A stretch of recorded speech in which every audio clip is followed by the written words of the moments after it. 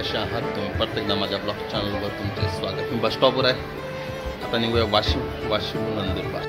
एकंदर सर्व प्रवासी जायला निघालेत. आपल्याला इथे गाडी लागेल, वाशिमसाठी गाडी मिळेल.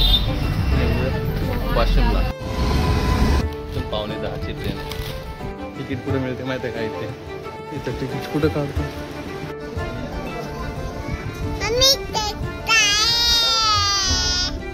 कल्ला करू नको आपली.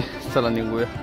माहीत नाही पाहूया जागा भेटते का. जागा भेटली कोण मागत बसलेले. चला निघूया.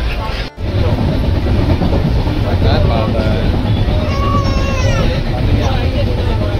भुसावळला आलो, थोडं थंड वगैरे घेत.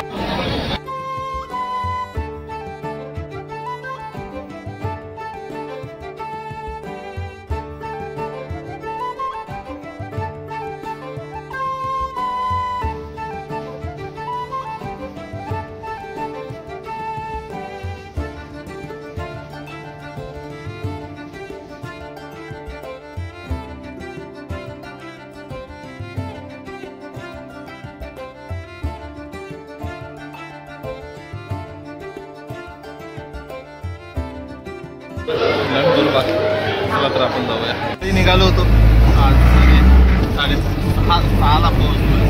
आता उद्या पण प्रवास करायचा. म्हणजे आपल्या मार्केटला आलो. चला मित्र, परत भेटूया अशा ठिकाणी.